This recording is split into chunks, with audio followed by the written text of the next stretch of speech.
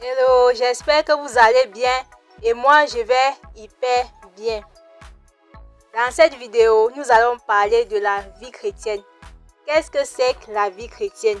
Comment devenir chrétien? La vie chrétienne est une vie de repentance, de foi et de bonnes œuvres, menée dans la puissance du Saint-Esprit avec la grâce de Dieu. Lorsque le chrétien conforme sa vie à celle de Jésus pour la gloire de Dieu. En d'autres termes, la repentance, c'est le fait de changer de vie, de laisser sa mauvaise conduite pour mener une vie qui plaît à Jésus. La foi, c'est le fait de croire que Jésus est Seigneur, qu'il est assis à la droite de Dieu et le fait d'avoir une ferme confiance en Dieu. Les bonnes œuvres, c'est le fait de faire du bien. Toutefois, on ne peut pas mener une vie chrétienne sans l'action du Saint-Esprit, parce que le Saint-Esprit nous aide à comprendre les choses de Dieu. Il nous sanctifie. De nos jours, les gens sont concentrés sur eux-mêmes. Je parle ici d'être en meilleure santé, paraître mieux, avoir une meilleure situation financière, avoir du succès, être meilleur dans sa vie. Je ne dis pas que toutes ces choses sont mauvaises. Au contraire, c'est bien, mais ça ne servira pas à grand-chose si le cœur est loin de Jésus. Notre vie doit d'abord être tournée sur la personne de Jésus. De plus en plus, le mal se répand. Les bonnes valeurs quittent la société et être chrétien dans notre monde aujourd'hui est devenu un défi. Certains pensent même que quand on est chrétien, on ne doit plus s'amuser. On a des règles très strictes qui ne favorisent pas l'épanouissement. Tout ce qu'on fait, c'est seulement d'aller à l'église. Ce qui n'est pas le cas. Je vous rappelle que c'est Jésus qui donne le vrai bonheur. Le chrétien vit sa vie comme tout le monde, mais en ayant des projets, en réalisant des objectifs, mais selon la volonté de Dieu et suivant le modèle de vie que Jésus nous donne. Toutefois, les chrétiens ne sont pas concentrés sur eux-mêmes et sur ce monde. Jésus dit dans Jean 15, 19 que si vous étiez du monde, le monde aimerait ce qui est à lui. Mais parce que vous n'êtes pas du monde et que je vous ai choisi du milieu du monde, à cause de cela, le monde vous hait. Donc, le chrétien est une personne choisie par Jésus et mise à part. Quand on est chrétien, il ne faut pas s'attendre à ce que tout le monde nous aime. Jésus lui-même n'est pas aimé de tout le monde.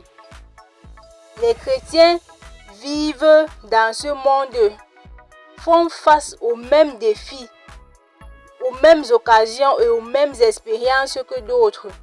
Sauf que leur motivation est spirituelle, leurs buts sont spirituels, leurs valeurs sont bibliques. Leur point focal est la vie après la fin de cette vie terrestre, c'est-à-dire la vie éternelle. Cependant, leur adoration n'est pas tournée vers eux-mêmes, ni sur les choses d'ici-bas, mais plutôt sur Jésus-Christ. Quand on devient chrétien, on change de conduite.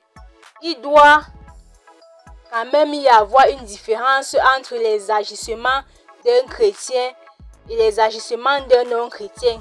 Quand même, Jésus dit, « Ma mère et mes frères, ce sont ceux qui gardent mes commandements et les mettent en pratique. »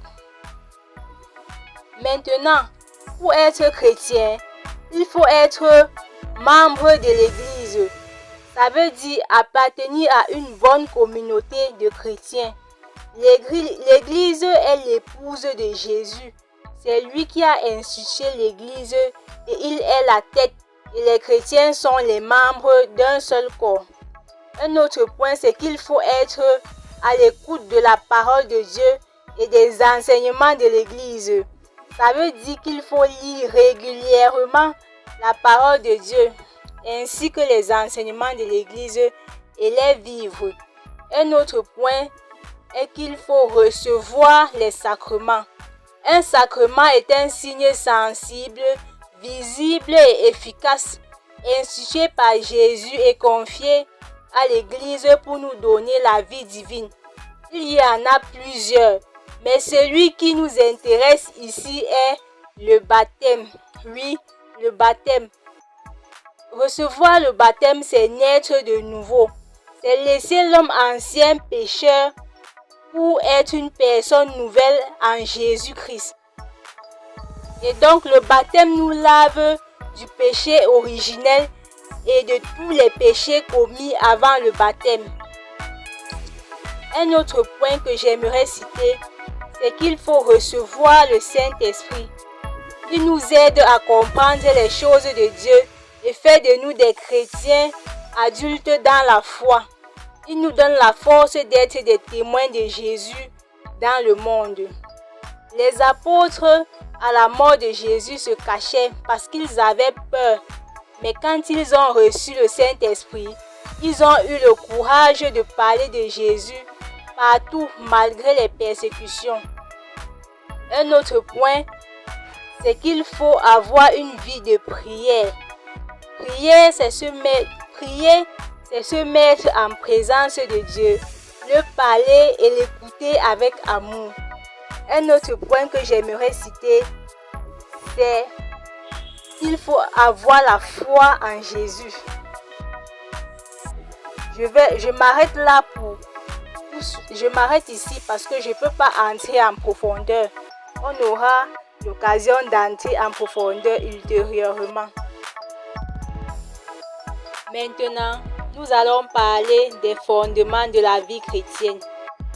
La vie chrétienne repose sur des points très importants que nous pouvons citer. Nous pouvons citer ici la repentance et la foi. Comme le déclare Pierre le jour de la Pentecôte dans Acte 17, verset 31, Dieu demande à tout homme de changer de vie. Cela signifie que nous devons nous détourner de notre péché et mettre notre confiance en Jésus-Christ, notre Sauveur et Seigneur. Il n'y a pas de vie chrétienne sans cette repentance et cette foi. Nous avons encore la nouvelle naissance. Le salaire du péché, c'est la mort. Quand on vit dans le péché, on meurt spirituellement. Dieu doit nous accorder de naître de nouveau à travers le baptême. L'homme ancien pécheur meurt dans l'eau du baptême et le nouvel homme repenti naît en Jésus. Galates 3, 14. C'est ce qui se manifeste à travers le sacrement de baptême. Nous avons l'adoption en tant qu'enfant de Dieu. En nous accordant une nouvelle vie,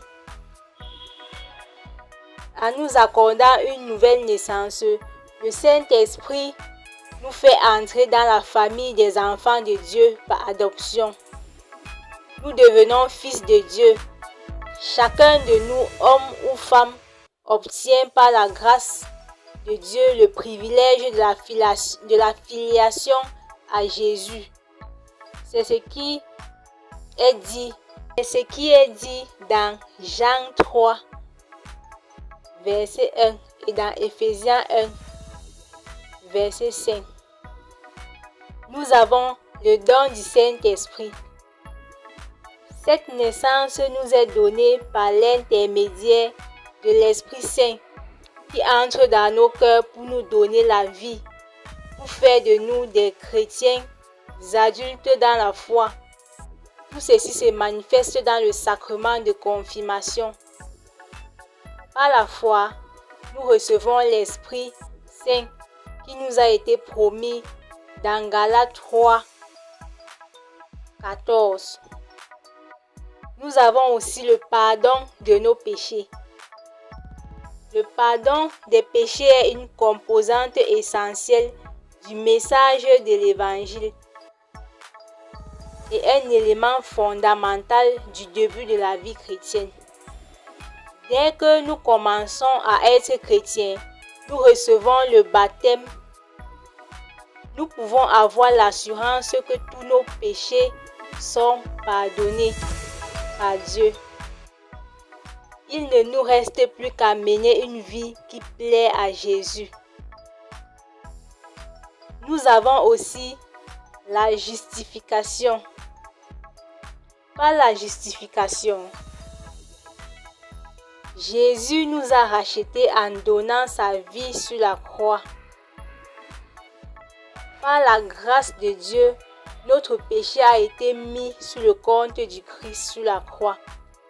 Ça veut dire qu'il a payé le prix, qui était la mort, avec sa vie parfaite, et il a fait de nous des justes. Nous avons encore un autre point, c'est être intégré au Christ. Ça signifie que nous sommes en union profonde avec Jésus-Christ. Une union qui implique que sa mort est considérée comme notre mort, sa résurrection comme notre résurrection, et son ascension comme notre ascension assurée et à venir. Toutefois, vers quoi la vie chrétienne tend-elle? Quel est son but? Si vous voulez en savoir plus, dites-le moi en commentaire. J'espère que vous avez été édifiés. Merci d'avoir suivi jusqu'à la fin et on se retrouve à très bientôt pour une autre vidéo.